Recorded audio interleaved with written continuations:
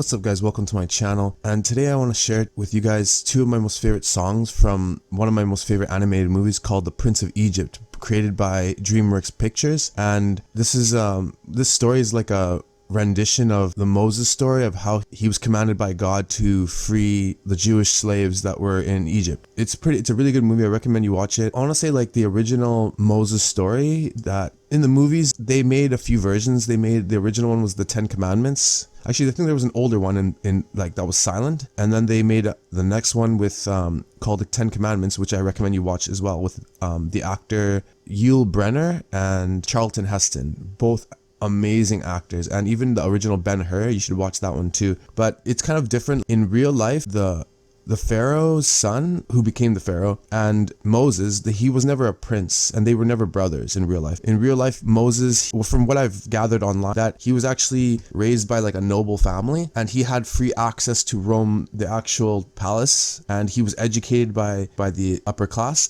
but he was actually able to be brought a few years later after his birth to be nursed by his original mother. I suspect that he found out he was a slave when he was 33, and he probably spent about 7 years wrestling with what he should do, or like trying to suppress it, battling it inside. And then when he became 40, he actually fled after he murdered the Egyptian. And then he traveled across the desert, and he met the people of Abraham, and he dwelled in the mountains, and was as a shepherd. He spent 40 years like that. And then he was called upon by God to return, and he became the leader of the free people as the Moses we know for 40 years. So he lived until he was 120. That's the original timeline. And they also made a newer Prince of Egypt with live acting, but it was so trash, because in the original 10 Commandments there was like you could see like the relationship more deeply between Moses and the Pharaoh, and they kind of made them in these movies like brothers, like he and Moses a prince, just to make it more exciting.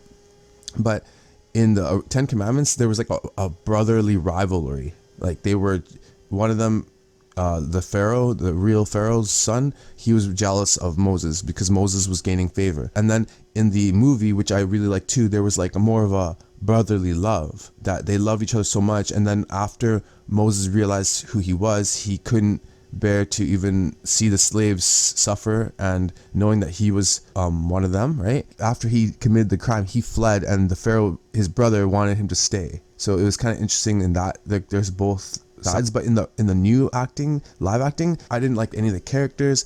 I didn't like how there was no burning bush, that they used a child to be representing God, and I didn't like how there was no buildup of relationship between the brothers.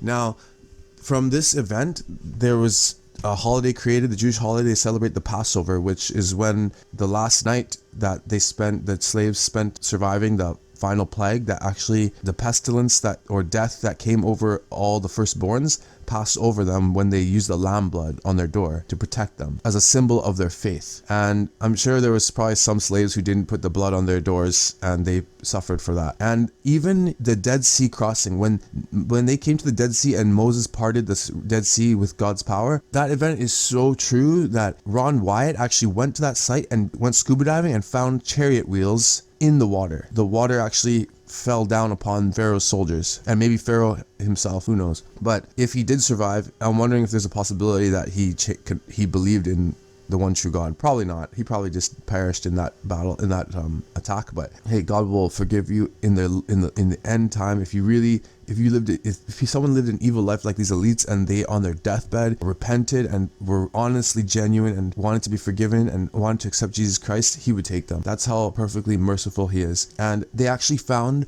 on either side of the Dead Sea 2 large giant stone pillars that were just erect up, and they were in the middle of nowhere, and they were falling apart. One of them had graffiti on it, but Ron Wyatt looked at them, and he found inscriptions on it, and it said King Solomon erected these 2 pillars to commemorate the Dead Sea crossing. So these things really happened, and it just makes me so fired up and annoyed that these stupid scientists and these stupid governments, they would hide the truth. I want to say, like, it's quite interesting. What I see here is that I know that from an old photograph I can find here, that when explorers found the actual Egyptian sphinxes, they were completely nearly buried by sand. So they had to actually dig it out, and the sphinxes had their noses shot off because the white people who found them were racist, and they didn't want the blacks to find out that they were mighty pharaohs and mighty kings in that time. You know, they were near Ethiopia, right? Pretty much that whole area was ruled by blacks, and they were the upper elite class, and they actually had slaves to build their whole cities, which were the Jewish people.